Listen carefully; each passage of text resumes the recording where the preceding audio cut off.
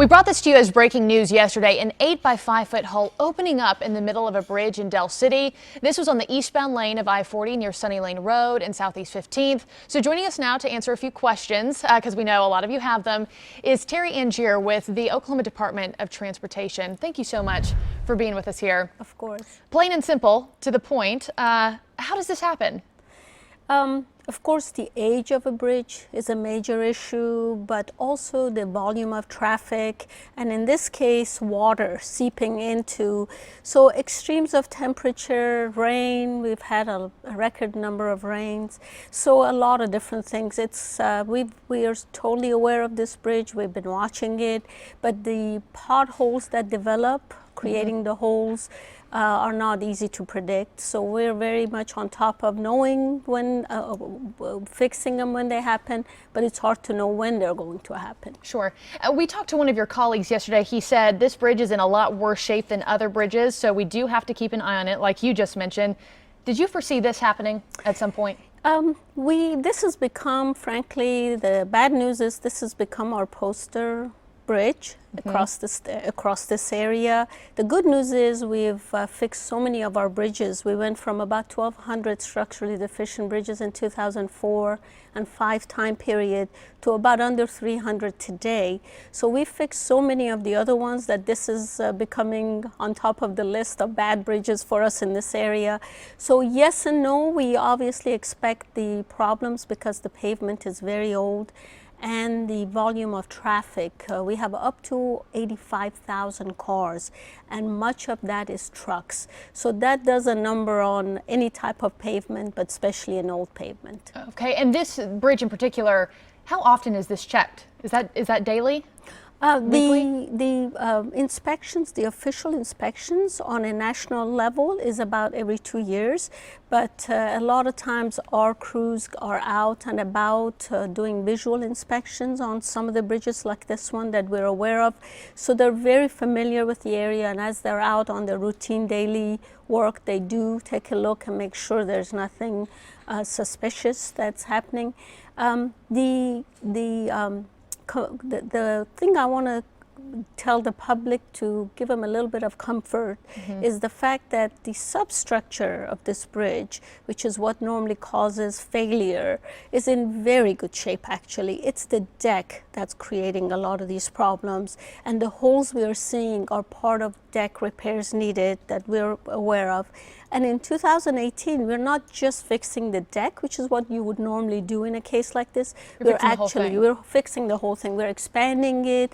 It's also what we call functionally obsolete, which means it cannot handle the volume of traffic that's on it. Okay. So the good news is we're fixing it all in 2018. Sure. I want to go back. In our coverage of this traffic trouble spot yesterday, our crews underneath the bridge saw some roadside signs, almost looked like patchwork underneath. Were those used as fortifying materials? Is that what we were seeing?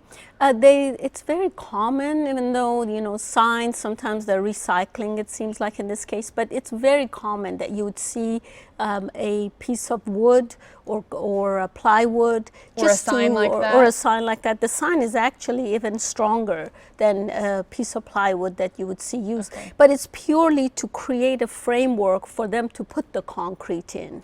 It's common, but is it safe? Absolutely. This is part of what they do. They try to recycle what they can, and they try to, it's really to hold the concrete and the rebar that's in the bridge. It's what's creating the structure to be safe. This is purely to create that environment. Right. But if holes are, you know, continue to fall through, how successful is using a sign like that? Well, obviously, you know, we don't want to be patching a lot of holes, and that's why we're replacing these bridges. And by the way, there's 6 locations, 6 bridges that are fixed. But to the average person, of course, when you're driving down traffic, it seems like the same area, and it is for us as drivers. But it's 6 different bridges that we've seen the holes in. So because of this, our engineers are looking at doing an interim maintenance project, which is moving extremely expeditiously, and they're hoping to start next week. They're working on the contract, and so we don't have to see a lot of these holes till 2018 when we replace the bridge. Okay, and you said that's when all the funding will come through, the $31 million to fix all 6 of those bridges in Del City. Do you fear, honestly, that that's too late? Really, the condition of the bridge we're keeping a very close eye on. If we felt in any danger, that this bridge would be in any danger or put people in danger, we would be shutting down the bridge. And I do want to kind of piggyback off that statement. One of our viewers, Larry, brought up an interesting question. Would this bridge be permanently or prematurely fixed before those funds roll in 2018 had a car driven through the hole, had that debris fallen on top of a motorist down below? Would this be being treated completely differently had that been the case? Well, the fact that they're doing the maintenance project is moving as quickly as they can. There is other factors that have to be in place, such as utility work that we're working very closely with the cities on to move them out of the way so we can do the 2018. If funds were available, the utility work would still need to be done. So even if someone had been hurt yesterday, things would be moving exactly as is, as we're seeing them go right now? Well, they are moving very quickly. We don't want to see anyone hurt, is why they're doing the maintenance project. The holes and the potholes could also create that sort of an unsafe situation. So that's why they're spending $250,000, much like we're doing on I-235 now, Sure. to get the area smooth so it can be ready for the project. And while we're doing the project, that there's no closures or not undue closures. Okay. Terry Ann Gier with ODOT. Hang tight. We have some viewer questions coming up after this break. First, want to toss it over to Brad for a look at the weather.